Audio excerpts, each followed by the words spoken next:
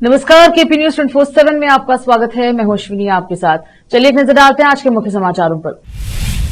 Congress party की विचारधारा समाज में सभी को साथ लेकर चलने की, ईशा फाउंडेशन के दौरे पर डीके शिव कुमार। विधानसभा में मुख्यमंत्री सिद्धरामैया के लिए विशेष रैंप। तेलंगाना सुरंग हादसा, 4 लोगों का पता लगाया गया, बचने की उम्मीद अभी भी बाकी। महाराष्ट्र में केंद्रीय मंत्री की बेटी के साथ छेड़खानी के मामले में सामने आया सीएम फडणवीस का बयान। पंजाब सरकार ने राज्य को नशा मुक्त बनाने के लिए 3 महीने की समय सीमा तय की। 15 साल पुरानी गाड़ी की तरह एनडीए सरकार को भी बदल देना चाहिए, जनता पर बोझ है, तेजस्वी ने साधा नीतीश पर निशाना।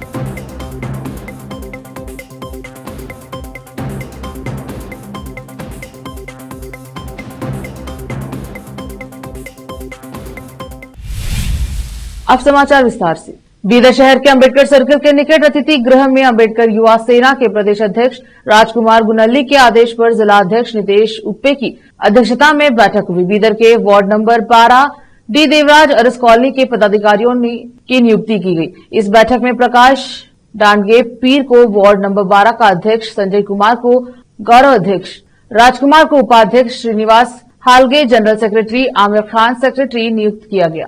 इस अवसर पर ज्ञानी कटमनी, डी प्रभाकर, एकमकर, समिति के सदस्य शरणप्पा पाटिल, अब्राहम, श्रीकांत, सैयद जावेद, अमर, मोजस, अंबादास, रोहित मैत्रे, तुकाराम बौड़े और अन्य उपस्थित रहे। केपी न्यूज के कैमरामैन महेश का कवरेज। ಇವತ್ತಿನ ದಿವಸ ಬೀದರ್ ನಗರದ ವಾರ್ಡ್ ನಂಬರ್ 12 ರಲ್ಲಿ ಡಿ ದೇವರಾಜ್ ಅರಸ್ ಕಾಲೋನಿಯ ಅಂಬೇಡ್ಕರ್ ಯುವ ಸೇನೆ ಪದಾಧಿಕಾರಿಗಳನ್ನು ನೇಮಕ ಮಾಡಲಾಗಿದೆ। ವಾರ್ಡ್ ನಂಬರ್ 12 ಅಧ್ಯಕ್ಷರಾಗಿ ಪ್ರಕಾಶ್ ದಾಣಿಗೆ ಪೀರ್ ಅವರನ್ನು ನೇಮಕ ಮಾಡಲಾಗಿದೆ ಹಾಗೂ ಗೌರವಾಧ್ಯಕ್ಷರಾಗಿ ಸಂಜೀವ್ ಕುಮಾರ್ ಮಾತನ್ ಶೆಟ್ಟಿ ಅವರನ್ನು ನೇಮಕ ಮಾಡಲಾಗಿದೆ ಹಾಗೂ ರಾಜ್ಕುಮಾರ್ ಹೂಗುಡೆ ಉಪಾಧ್ಯಕ್ಷರಾಗಿ ನೇಮಕ ಮಾಡಲಾಗಿದೆ। ಶ್ರೀನಿವಾಸ್ ಹಲ್ಗೆ ಇವರನ್ನು ಪ್ರಧಾನ ಕಾರ್ಯದರ್ಶಿಯಾಗಿ ನೇಮಕ ಮಾಡಲಾಗಿದೆ ಹಾಗೂ ಅಮೀರ್ ಖಾನ್ ಅವರನ್ನು ಕಾರ್ಯದರ್ಶಿಯನ್ನು ನೇಮಕ ಮಾಡಲಾಗಿದೆ ಹಾಗೂ ಇವತ್ತಿನ ದಿವಸದಿಂದಲೇ ಏನದ ನೀವು ಏನೇ ನಿಮ್ದು ಏರಿಯಾದ ಸಮಸ್ಯೆ ಇರಲಿ ಅದು ನಮ್ಮ ಗಮನಕ್ಕೆ ತರ್ರಿ। ನಿಮ್ಗೆ ಏನೇನು ಬೇಕು ಮೂಲಭೂತ ಸೌಲಭ್ಯಗಳನ್ನು ನಾವು ಒದಗಿಸಲು 24x7 ಏನದ ನಾವು ಸದಾ ಏನದ ನಿಂಬಲ್ಲಿ ಏನದ ನಾವು ಬಂದು ಏನದ ಕೆಲಸ ಮಾಡಕ್ಕೆ ನಾವು ಏನದ ರೆಡಿ ಇದ್ದೇವೆ ಹಾಗೂ ಅಂಬೇಡ್ಕರ್ ಯುವ ಸೇನೆ ಪರಿಶಿಷ್ಟ ಜಾತಿ, ಪರಿಶಿಷ್ಟ ಪಂಗಡ, ಹಿಂದುಳಿದ ವರ್ಗ, ಅಲ್ಪಸಂಖ್ಯಾತರ ಎಲ್ಲ ಜಾತಿ ಜನಾಂಗದ ಸಲುವಾಗಿ ಏನದ ಸುಮಾರು ವರ್ಷಗಳಿಂದ ಹೋರಾಡ್ತಾ ಬಂದಿದೆ। ಈಗೂ ಕೂಡ ಎಲ್ಲ ಜಾತಿ ಜನಾಂಗದ ಪರವಾಗಿ ಹೋರಾಟ ಮಾಡ್ತದೆ ಬಂಧುಗಳೇ। ಅದರ ಸಲುವಾಗಿ ಏನದ ಏನೇ ಸಮಸ್ಯೆ ಇರಲಿ ನಮ್ ಗಮನಕ್ಕೆ ಬಂದ್ರ ಅವು ಕೂಡಲೇ ಏನದ ಅವ್ರದ್ದು ಸೌಲಭ್ಯಗಳನ್ನು ಇಸ್ಕೊಡೋದಾಗ್ಲಿ ಹಾಗೂ ಏನೇ ಸಮಸ್ಯೆ ಇರಲಿ, ಆಸ್ಪತ್ರೆ ಸಮಸ್ಯೆ ಇರಲಿ, ಯಾವುದೇ ಆಫೀಸ್ ಕಚೇರಿ ಕೆಲಸ ಕಾರ್ಯಗಳು ಆಗ್ತಾ ಇಲ್ಲ ಅಂತಂದ್ರ ನಮ್ ಗಮನಕ್ಕೆ ತರ್ರಿ, ನಾವು ಕೂಡಲೇ ಏನದ ನಿಮ್ದೇನದ ಕೆಲಸ ಏನದ ಮಾಡ್ಕೊಡುತ್ತೇವೆ ಅಂತ ಹೇಳಿ ಇವತ್ತ ಈ ಪದಾಧಿಕಾರಿ ನೇಮಕ ಮಾಡುವ ಮುಖಾಂತರ ಏನದ ನಿಮ್ಗೆ ಏನದ ಈ ಒಂದು ಮಾತಾಡ್ತೇನೆ ಬಂಧುಗಳೇ। ನನ್ನ ಹೆಸರು ರಾಜ್ಕುಮಾರ್ गुनल्ली, अंबेडकर युवा सेना राज्याध्यक्ष। ईशा फाउंडेशन में महाशिवरात्रि समारोह में अपनी यात्रा को लेकर विवाद के बीच कर्नाटक के उप मुख्यमंत्री डीके शिव कुमार ने कहा कि कांग्रेस पार्टी की विचारधारा समाज में सभी को साथ लेकर चलने की है।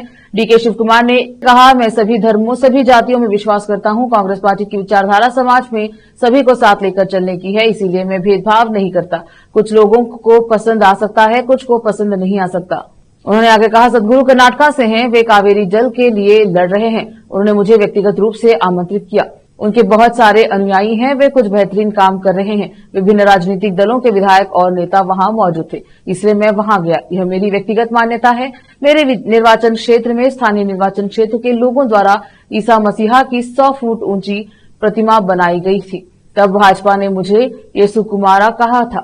इससे पहले डीके शिव कुमार ने कहा था कि उनकी निजी मान्यता है और मैसूर से ताल्लुका रखने वाले सदगुरु से उन्हें व्यक्तिगत रूप से आमंत्रित किया गया है। शिव कुमार ने मीडिया से कहा, मैंने ईशा फाउंडेशन से महाशिवरात्रि समारोह में भाग लिया, यह मेरी निजी मान्यता है। मैं सोशल मीडिया पर कुछ पोस्ट करने वाले हर व्यक्ति को जवाब नहीं दे सकता। मैं नहीं चाहता कि भाजपा या कोई भी इसका स्वागत करे। मैं नहीं चाहता कि मीडिया इस पर चर्चा करे। यह पूरी तरह से मेरी निजी मान्यता है। सदगुरु मैसूर से हैं और उन्होंने मुझे व्यक्तिगत रूप से इस कार्यक्रम के लिए आमंत्रित किया है। विधानसभा का सत्र 3 तारीख से शुरू होगा। घुटने के दर्द से पीड़ित मुख्यमंत्री सिद्धरामैया को सत्र की कार्यवाही में भाग लेने की सुविधा देने के लिए विधानसौधा के पश्चिम द्वार पर एक विशेष रैंप तैयार किया गया है। कई दिनों से घुटने के दर्द से पीड़ित सिद्धरामैया चलने में असमर्थ हैं।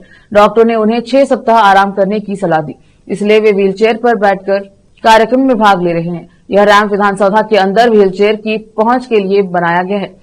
वे 7 मार्च को 2025 से 26 का बजट पेश करेंगे। मुख्यमंत्री कार्यालय के सूत्रों ने कहा है कि विधानसौधा के 4 प्रवेश द्वारों में से एक पश्चिम प्रवेश द्वार को छोड़कर सभी 3 में रैंप है। आमतौर पर मुख्यमंत्री पश्चिम प्रवेश द्वार से विधानसौधा में प्रवेश करते हैं, इसीलिए इस प्रवेश द्वार पर रैंप की व्यवस्था की गई है। मुख्यमंत्री रेवंत रेड्डी ने रमजान के पवित्र महीने की शुरुआत के अवसर पर मुसलमानों को शुभकामनाएं दी। मीडिया को दिए गए बयान में मुख्यमंत्री ने कहा कि रमजान के महीने में मुसलमानों द्वारा की जाने वाली सख्त नमाज और रोजा रखने से आध्यात्मिकता और अनुशासन को बल मिलता है। रमजान का महीना मानवता की सेवा करने का संदेश देता है। धर्मनिरपेक्षता और धार्मिक सद्भाव को बनाए रखने में तेलंगाना देश के लिए एक आदर्श राज्य है। इस पर जोर देते हुए मुख्यमंत्री ने कहा कि लोगों की सरकार अल्पसंख्यकों के उत्थान के लिए पहले से ही अथक प्रयास कर रही है। उन्होंने आश्वासन दिया कि मुस्लिम समुदाय के विकास के लिए बनाए गए कार्यक्रमों को सख्ती से लागू किया जाएगा। रोकते हैं समाचारों का सिलसिला, लेते हैं छोटा सा ब्रेक।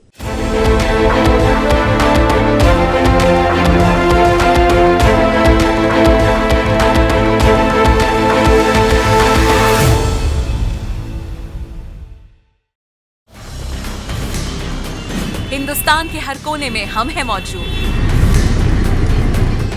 24 घंटे हालात पर गहरी नजर, खबरों से जुड़े चुपते सवालात और आपको दिखाता है धार्मिक, सामाजिक, राजनीतिक, लोकल और इंटरनेशनल न्यूज की सबसे बेहतर कवरेज, जो आपको रखती है हर पल बाखबर। देश और दुनिया भर की खबर के लिए देखते रहें KP news 24/7। Noor education trust Bidar की ओर से चलाए जाने वाला Noor MEd and BEd college Bidar, recognised by NCTE Delhi and affiliated to Bidar University, Bidar. Admission are open for the academic year 2023-24. विशेषज्ञ और सक्षम शिक्षकों द्वारा शिक्षा प्राप्त करने के लिए नूर एमएड एंड बीएड कॉलेज में दाखिला लें और शांत वातावरण में शिक्षा प्राप्त करें। बीदर शहर में बेहतर शिक्षा का एकमात्र केंद्र Noor MEd and BEd college, Shahpur gate, Bidar. Phone numbers 9945283920, 8482221297।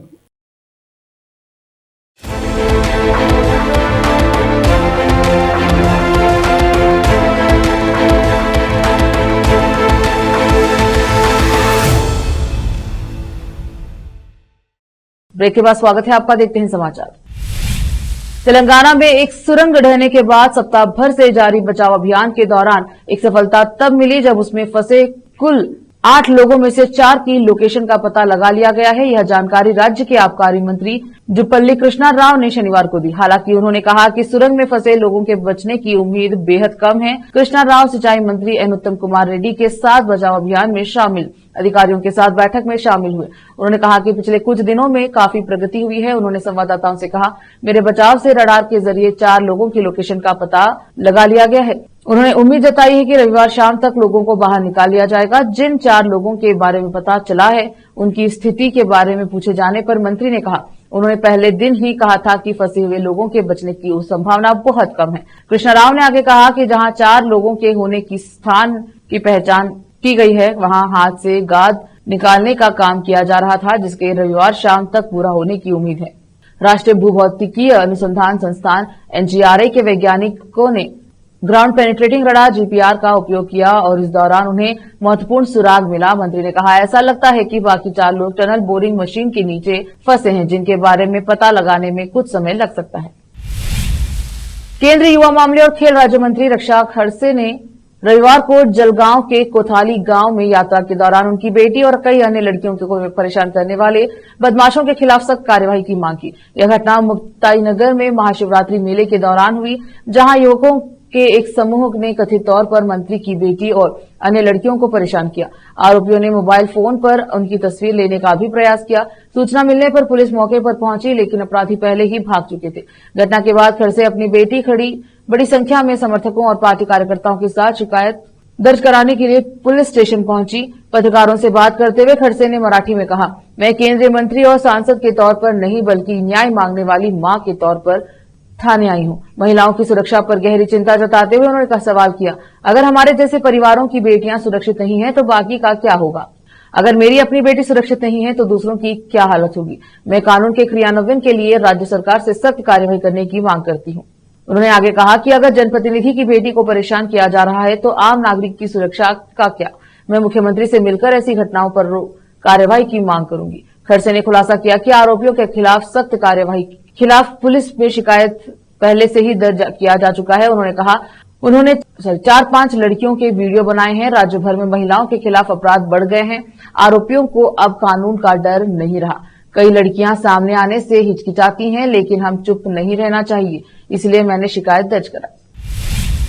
Maharashtra में केंद्रीय मंत्री की बेटी के साथ छेड़छाड़ी का मामला तेज पकड़ा हुआ है। इस मामले में जलगांव के मुक्ताई नगर पुलिस स्टेशन में मामला दर्ज करवाया गया है। महाराष्ट्र के सीएम देवेंद्र फडणवीस ने भी इस मामले पर प्रतिक्रिया दी है और इसे गंभीर बताया। सीएम फडणवीस ने कहा, यह दुर्भाग्यपूर्ण है कि इस घटना में एक विशिष्ट पार्टी के पदाधिकारी शामिल हैं। इस मामले में पुलिस ने कुछ आरोपियों को गिरफ्तार किया है, कुछ अन्य की भी गिरफ्तारी की जाएगी, लेकिन ऐसी सार्वजनिक जगह पर उन्होंने जो काम किया, जो पीड़ितों को तकलीफ दी, यह गलत है। ऐसे लोगों को माफ नहीं किया जा सकता। उनके खिलाफ कड़ी कार्यवाही की जाएगी। केंद्रीय मंत्री की बेटी समेत कई छात्राओं से छेड़छाड़ की कोशिश हुई, जिसके बाद केंद्रीय मंत्री के सुरक्षा गार्ड की शिकायत पर मुक्ताई नगर पुलिस स्टेशन में 4 युवकों के खिलाफ मामला दर्ज किया गया। मंत्री ने पुलिस से इन युवकों की तत्काल गिरफ्तारी की भी मांग की। रोकते हैं समाचारों का सिलसिला, लेते हैं छोटा सा ब्रेक। हिंदुस्तान के हर कोने में हम हैं मौजूद। 24 घंटे हालात पर गहरी नजर, खबरों से जुड़े चुपते सवालात और आपको दिखाता है धार्मिक, सामाजिक, राजनीतिक, लोकल और इंटरनेशनल न्यूज की सबसे बेहतर कवरेज, जो आपको रखती है हर पल बाखबर। देश और दुनिया भर की खबर के लिए देखते रहें केपी न्यूज 24/7। ब्रेक के बाद स्वागत है आपका, देखते हैं समाचार। नशे की समस्या के खिलाफ लड़ाई का ऐलान करते हुए मुख्यमंत्री भगत सिंह मान ने आज पुलिस कमिश्नर, डिप्टी कमिश्नरों और एसएसपी को 3 महीने के भीतर पंजाब को नशा मुक्त राज्य बनाने का आदेश दिया। आज यहां पंजाब भवन में पुलिस कमिश्नरों, डिप्टी कमिश्नरों और एसएसपी के साथ बैठक के दौरान मुख्यमंत्री ने कहा कि राज्य सरकार ने नशे के प्रति किसी भी प्रकार की सहानुभूति न रखने की नीति अपनाई है और इस समस्या के खिलाफ व्यापक लड़ाई शुरू कर रही। मुख्यमंत्री ने कहा कि सरकार नशे के मामलों की तेजी से सुनवाई और दोषियों को सजा दिलाने के लिए विशिष्ट फास्ट ट्रैक अदालतों का गठन करेगी। उन्होंने यह भी कहा कि इस काम के लिए पुलिस और सिविल प्रशासन को पूरा समर्थन और सहयोग दिया जाएगा। मुख्यमंत्री ने स्कूलों और कॉलेजों में नशे की रोकथाम के लिए आवश्यक कदम उठाने की बात कही, ताकि हमारे युवा इसकी चपेट में न आए। उन्होंने नशे की सप्लाई लाइन को पूरी तरह तोड़ने और नशा बेचने वालों को जेल में डालने की बात कही। बहुजन समाज पार्टी प्रमुख मायावती ने आज लखनऊ में राष्ट्रीय कार्यकारिणी की मीटिंग में बड़ा फैसला लिया। उन्होंने भतीजे आकाश आनंद को पार्टी के सभी पदों से हटा दिया है। उन्होंने आकाश के उत्तराधिकारी होने की बात को भी खारिज कर दिया। कहा कि मेरे जीते जी मेरा कोई उत्तराधिकारी नहीं होगा। बता दें कि आकाश आनंद मायावती के उत्तराधिकारी और नेशनल कोऑर्डिनेटर थे, लेकिन अब आकाश के पास कोई जिम्मेदारी नहीं है। मायावती ने खुद अपने भतीजे आकाश आनंद से सभी जिम्मेदारियां छीनने की वजह भी बताई है। मायावती ने कहा कि आकाश आनंद के ससुर अशोक सिद्धार्थ पार्टी को कमजोर करने की कोशिश कर रहे थे, इसलिए उन्हें पार्टी से निकाला। आकाश उनके दामाद हैं। आकाश की पत्नी यानी अशोक सिद्धार्थ की बेटी पर पिता का कितना असर है और आकाश पर अपनी पत्नी का कितना असर है, इसे करीब से देखना होगा। आकाश आनंद अभी पॉजिटिव नहीं लग रहे हैं, इसलिए सभी जिम्मेदारियां छीन ली गई हैं। मायावती ने कहा कि अब उनके भाई अपने बच्चों का रिश्ता गैर राजनीतिक परिवार में करेंगे, जिससे पार्टी को नुकसान न हो। जैसे 15 साल पुरानी गाड़ी को सड़कों पर चलाना प्रतिबंधित है, ठीक उसी तरह से बिहार में पिछले 20 साल से सत्तारूढ़ नीतीश कुमार की अगुवाई वाली सरकार को बदल देना चाहिए, यह कहना है राष्ट्रीय जनता दल आरजेडी के नेता तेजस्वी यादव का। उन्होंने शनिवार को बिहार सरकार पर जमकर निशाना साधते हुए कहा कि 2 दशक पुरानी सरकार को ठीक उसी तरह बदलने का समय आ गया है जैसे राज्य में प्रदूषण फैलाने के कारण 15 साल पुराने वाहनों के इस्तेमाल पर प्रतिबंध है। यादव ने कहा, बिहार में भारतीय जनता पार्टी नीत राष्ट्रीय जनतांत्रिक गठबंधन की सरकार अब राज्य के लोगों पर बोझ बन गई है। विधानसभा में विपक्ष के नेता ने सोशल मीडिया मंच एक्स पर लिखा, बिहार में 15 साल पुरानी गाड़ी चलाने की अनुमति नहीं है क्योंकि वो अधिक धुआं फेंकती है, प्रदूषण बढ़ाती है, जनता के लिए हानिकारक है। तो फिर राज्य की 20 साल पुरानी जोड़तोड़ पलटा पलटी वाली खटारा सरकार क्यों चलेगी? उन्होंने कहा, 20 वर्ष की नीतीश सरकार ने विगत साल में बिहार की हर गली, हर टोल, हर गांव में गरीबी, बेरोजगारी, भ्रष्टाचार, अपराध और पलायन रूपी भयंकर प्रदूषण फैलाया है। हरियाणा के रोहतक जिले के संपाला कस्बे में कांग्रेस की महिला कार्यकर्ता का शव एक सूटकेस में बरामद हुआ। शव की पहचान कांग्रेस की महिला कार्यकर्ता हिमानी नरवाल के रूप में हुई है, जो कांग्रेस की सक्रिय सदस्य थी और राहुल गांधी की भारत जोड़ो यात्रा में भी शामिल हुई थी। इसके अलावा पहले पूर्व सीएम भूपेंद्र सिंह हुड्डा और दीपेंद्र सिंह हुड्डा के चुनाव प्रचार में भी सक्रिय रही।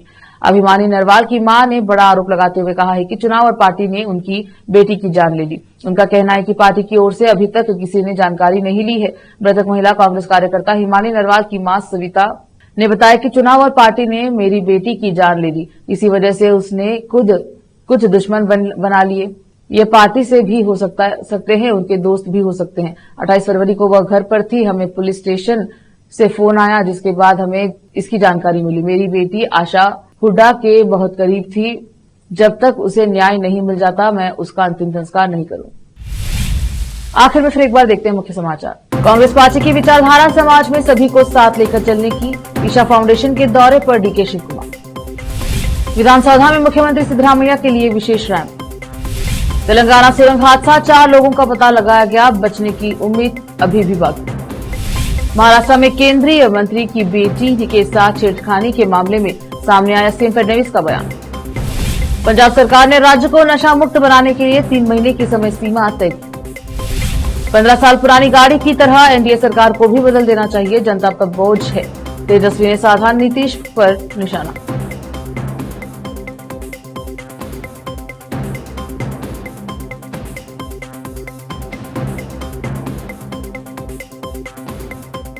केपी न्यूज के बुलेटिन में अब तक के लिए इतना ही। देश प्रदेश के समाचारों के लिए देखते रहिए केपी न्यूज 24/7। धन्यवाद।